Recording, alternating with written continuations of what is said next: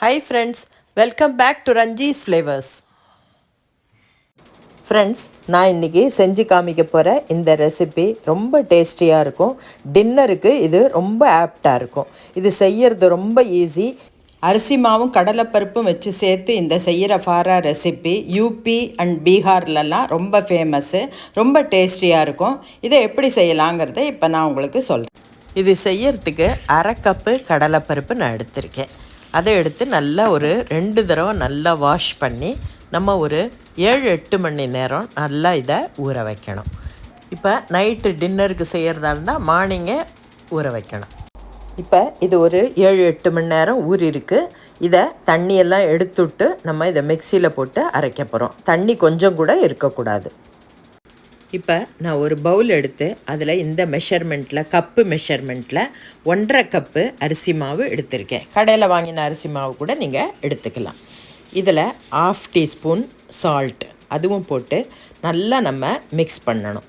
இதில் நல்லா கொதிக்கிற தண்ணியை, ஹாட் வாட்டரை நம்ம இப்போ விட்டு கலந்து மாவு செய்ய போகிறோம். இதில் ஃபஸ்ட்டு நான் ஒரு 1/2 கப்பு தண்ணி எடுத்திருக்கேன். நல்லா சுடுற ஹாட் வாட்டர். அதை எடுத்து கொஞ்சம் கொஞ்சமாக அதில் விட்டு நம்ம இப்போ கலக்க போகிறோம். இதை கலக்கும்போது இந்த தண்ணியோட மெஷர்மெண்ட் உங்கள் ரைஸ் ஃப்ளோரை பொறுத்தது. அதுக்கு தகுந்த மாதிரி நீங்கள் விட்டுக்கணும். ரொம்பவும் தண்ணி விட்டுறக்கூடாது. இப்போ நான் 1/2 கப்பு யூஸ் பண்ணியிருக்கேன். அதுக்கப்புறம் 1/4 கப்பு எடுத்து அதுலேயும் கொஞ்சமாக தான் நான் விட்டுருக்கேன். மேக்ஸிமம் ஒரு 3 டேபிள் ஸ்பூன் அந்த அளவு தான் விட்டுருக்கேன். ஸோ இது எல்லாத்தையும் சேர்த்து நம்ம நல்லா ஒரு டோ ப்ரிப்பேர் பண்ணுறோம். இப்போ நல்லா எல்லா இடத்துலையும் கலந்து விடணும். ரொம்ப சூடாக இருக்கும் இந்த மாவு. இப்போ கலந்தாச்சு. இந்த டோ ப்ரிப்பேர் பண்ணியாச்சு. இதை நல்லா மூடி வைக்கணும். கடலைப்பருப்பில் இருக்கிற தண்ணியெல்லாம் எடுத்துட்டு நான் ஒரு மிக்சர் ஜாரில் அதை போட்டுக்கிறேன்.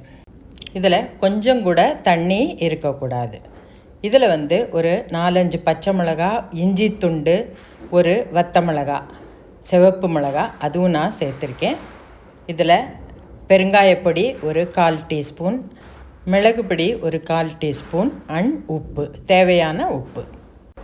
இதில் 1/2 டீஸ்பூன் ஜீரகமும் நான் சேர்த்துக்கிறேன். இப்போ உங்களுக்கு வேணும்னா இதில் சோம்பு சேர்த்துக்கலாம், பூண்டு சேர்த்துக்கலாம். நான் ஆனால் இன்றைக்கி சேர்க்கல. இப்போ பல்ஸ் மோடில் அரைக்க போகிறேன். இப்போ இந்த பருப்பை நான் அரைச்சிருக்கேன். இப்போ அரைக்கும் போது கொஞ்சம் கூட நம்ம தண்ணி விடக்கூடாது. கோர்ஸ் பேட்டராக அரைக்கணும். இதில் பல்ஸ் மோடில் அரைச்சாக்க நீங்கள் தண்ணி விடாமல் அந்த மாதிரி கொஞ்சம் கொஞ்சமாக திருப்பி அந்த மாதிரி அரைச்சிக்கலாம். ஸோ அப்போ ஈஸியாக அரைச்சிட முடியும். இதை ஒரு தனி பாத்திரத்தில் நான் எடுத்து வச்சுக்கிறேன். இப்போ இந்த அரைச்ச பருப்பில் பொடியாக நறுக்கின கொத்தமல்லியும் நான் சேர்த்து அதை நல்லா மிக்ஸ் பண்ணி விட்டுடலாம். இப்போ நம்ம அதை செய்யறதுக்கு முன்னாடி நம்ம இப்போ இந்த பருப்பு நம்மளுக்கு ரெடி ஆகிடுது. இப்போ செய்ய ஆரம்பிக்கலாம். செஞ்சு வச்ச அரிசி மாவை இப்போ நான் திறந்து பார்க்குறேன். ஒரு 15 நிமிஷம் ஆயிருக்கு. இப்போ இதை ஒரு பிளேட்டில் போட்டு இப்போ நல்லா இதை பிசையணும்.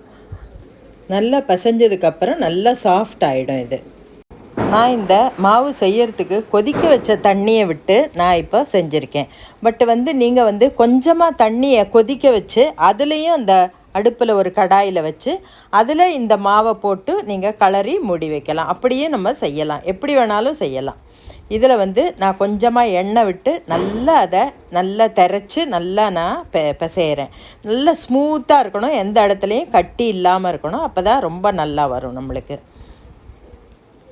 இந்த மாவை சின்ன உருண்டையாக எடுத்து ஒரே அளவாக வரணுங்கிறதுக்காக ஒரு டேபிள் ஸ்பூன் அளவு உள்ள அந்த ஸ்பூனில் வச்சு நான் அந்த அளவில் எடுத்துக்கிறேன். ஸோ தட் எல்லாம் ஒரே அளவாக நம்மளுக்கு கிடைக்கும். அதுக்காக நான் இந்த மாதிரி செய்கிறேன். ஈவன் உருண்டையாக கூட நீங்கள் எடுத்துக்கலாம். அதை இந்த நம்ம கையில் வச்சு இந்த மாதிரி தட்டையாக அந்த மாதிரி பண்ணி, ஏன்னாக்கா நம்ம குழவியால் எதாலையும் இட முடியாது. அதனால் கையிலையே அதை ஸ்ப்ரெட் பண்ணி அதில் இந்த நம்ம செஞ்சு வச்சுருக்கிற அந்த பருப்பை இதில் வைக்க போகிறோம். ஸோ இந்த மாதிரி ஒரு ஸ்பூனால் இந்த மாதிரி எடுத்து கையால் எடுத்து நான் வைக்கிறேன். ஃபுல்லாக வைக்கலாம். வச்சு நம்ம அதை மூட வேண்டாம். அதை பாதியாக அப்படியே விட்டுடணும். அதுதான் அந்த ஃபாராவோட அது ஸ்பெஷாலிட்டி, குஜராத்தி ஸ்பெஷல். ஸோ இது மாதிரி எல்லாத்தையும் நம்ம செய்ய போகிறோம். ஒவ்வொன்றா இப்போ நான் செஞ்சு காமிக்கிறேன். இப்போ ஒவ்வொரு தடவையும் செய்யும் போது இதே மாதிரி நம்ம மாவை மெஷர் பண்ணி கையில் கொஞ்சம் எண்ணெய் தடவி அந்த நம்மளோட உள்ளங்கையில் வச்சு இந்த மாதிரி நல்லா தட்டையாக வச்சு அதில் அந்த நம்ம செஞ்சு வச்சுருக்கிற பருப்பை வைக்கணும். நம்ம நார்மலாக நம்ம குழக்கட்டைக்கு வந்து நம்ம மாவெல்லாம் கிளறி அதில் நம்ம ஒரு கப்பு மாதிரி செஞ்சு உளுந்து குழக்கட்டை நம்ம பயத்தம்பருப்பு பாசிப்பருப்பு குழக்கட்டை எல்லாம் செய்வோம். பட் இது வந்து நிறைய இவாள்லாம் நம்ம நார்த்தில் கடலைப்பருப்பு நிறைய யூஸ் பண்ணுவாள். ஸோ அதனால் இது மாதிரி செஞ்சு அவள் அது மாதிரி செய்யறா. ரொம்ப விருப்பமாக எல்லோரும் ரொம்ப நல்லா சாப்பிடுவா. இது ரொம்ப செய்யறதும் ரொம்ப ஒன்றும் கஷ்டம் கிடையாது, ஈஸியாகவும் செய்யலாம். இந்த கடலைப்பருப்பு டேஸ்ட்டும் நம்மளுக்கு ரொம்ப பிடிக்கும் இந்த மாதிரி செஞ்சு பார்த்தாக்க. இதே மாதிரி ஒவ்வொரு தடவையும் எண்ணெய் தொட்டுண்டு நம்ம இதை செஞ்சு எல்லாத்தையும் இதே மாதிரி செஞ்சு வைக்கலாம். இதை செஞ்சு நம்ம வந்து கடைசியாக ஸ்டீமில் இதை வைக்க போகிறோம். ஸ்டீமில் ஒரு 10-15 நிமிஷம் வச்சு நம்ம அதை செஞ்சு முடிக்கலாம்.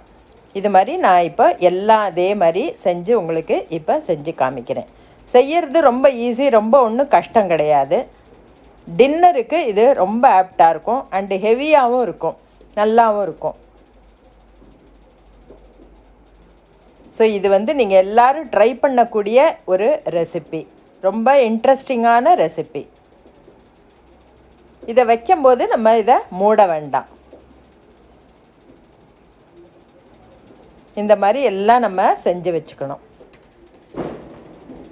இப்போ எல்லாமே இதே மாதிரி மூடாமல் நான் செஞ்சு எடுத்து வச்சுருக்கேன். இப்போ ஒரு ஸ்டீமர் பிளேட் எடுத்திருக்கேன். அதில் இலையை நல்லா க்ளீன் பண்ணிவிட்டு அதில் போட்டு இப்போ இது மாதிரி எல்லாத்தையும் இதே மாதிரி அரேஞ்ச் பண்ணுறேன். இது எல்லாத்தையும் ஸ்டீம் பண்ணுறதுக்காக ஒரு கடாயில் தண்ணி வச்சு நான் ஆல்ரெடி சுட வச்சுருக்கேன். இப்போ நம்ம இதை வைக்க போகிறோம். கடாயில் ஒரு ஸ்டாண்டு வச்சுருக்கேன்னா ஆல்ரெடி தண்ணி கொதிச்சிருக்கு. அது மேலே ஒரு பிளேட்டை வச்சு நான் அந்த ஸ்டீமர் பிளேட்டை வச்சு இதை மூடி வச்சு ஒரு 10-15 நிமிஷத்துக்கு வேக வைக்க போகிறேன். 15 நிமிஷம் கழித்து நான் அந்த லிட்டை எடுத்து திறந்து பார்க்குறேன். நல்லா இப்போ பார்த்தாலே நம்மளுக்கு தெரியறது நல்லா குக் ஆகிருக்கு. இப்போ இதை எடுத்து தனியாக கூல் பண்ணுறதுக்கு எடுத்து வச்சுடலாம். நல்லா கூல் ஆனதுக்கு அப்புறம்தான் நம்ம இதை எடுக்கலாம். நல்லா இதை ஆறட்டும். இது தனித்தனியாக ஒன்றோட ஒன்று ஒட்டிக்காமல் இருக்கிறதுக்காக இன்னொரு பிளேட்டில் இப்போ நான் இதை எடுத்து வைக்கிறேன். ஸோ தட் ஈஸியாக இருக்கும், நம்மளுக்கு கொஞ்சம் நல்லா கூல் ஆகிடும். இப்போ இதுக்கு தாளிக்கணும். அதுக்கு ஒரு கடாய் எடுத்து ஒரு 3-4 டீஸ்பூன் எண்ணெய் விட்டு சுட வைக்கிறேன். எண்ணெய் ஹாட்டாக எடுத்து அதில் 1 டீஸ்பூன் கடுகு வெடித்ததுக்கப்புறம் 1 டீஸ்பூன் உளுத்தம்பருப்பு, 1/2 டீஸ்பூன் ஜீரகம், 1/4 டீஸ்பூன் பெருங்காயம் அண்ட் எள்ளு ஒரு 1/2 டீஸ்பூன் அண்ட் கருவேப்பிலை. இது எல்லாத்தையும் போட்டு அந்த எள்ளு வெடிக்கணும். அந்த அளவு நம்ம அதை பெரட்டி விட்டுக்கணும். அதில் கொஞ்சமாக மஞ்சப்பொடி போட்டு நல்லா கலக்கி இப்போ இந்த எல்லாத்தையும் நம்ம செஞ்சு வச்சுருக்கிற ஃபாராவை எல்லாத்தையும் நம்ம இதில் போட்டு அந்த தாளிப்பெல்லாம் படுற மாதிரி நல்லா மெதுவாக அதை திருப்பி விடணும். அப்போ எல்லா இடத்துலையும் அது பட்டு ரொம்ப நல்லாயிருக்கும். ரொம்ப டேஸ்ட்டும் அந்த தாளிப்போடு சேர்த்து சாப்பிடும்போது ரொம்ப டேஸ்டியாக இருக்கும். இப்போ இதை ஒரு நிமிஷத்துக்கு மூடி வைக்கிறேன். நான் 1 நிமிஷத்துக்கு அப்புறம் நான் லிட்டை எடுத்து பார்க்குறேன். இதை மெதுவாக 2 கரண்டியால் நான் இதை கலந்து விடுறேன். இப்போ ரைஸ் ஃபாரா ரெடி ஆகிடுது. இதில் மேலாக கொஞ்சமாக கொத்தமல்லி நான் சேர்த்துக்கிறேன். ஸோ தட் ரொம்ப வாசனையாக இருக்கும் இது. இப்போ நான் இதை உங்களுக்கு கட் பண்ணி காமிக்கிறேன். ரொம்ப நல்லாயிருக்கும். இதில் வந்து நம்ம கடலைப்பருப்பு ரிச் ப்ரோட்டீன், அதில் நம்ம ரைஸ் ஃப்ளோரை சேர்த்து இந்த மாதிரி ஸ்டீம் செஞ்சுருக்கோம். இதை டின்னருக்கு செஞ்சு கொடுத்தா எல்லோரும் விரும்பி சாப்பிடுவான். டேஸ்டியான யூபி அண்ட் பீகாரில் செய்யக்கூடிய ரைஸ் ஃபாரா ரெடியாக எடுத்து நம்ம செஞ்சு முடித்தாச்சு. இதுக்கு வந்து தனியாக தொட்டுக்க ஒன்று வேணும், சைட் டிஷ்ஷுன்னு அவசியம் கிடையாது.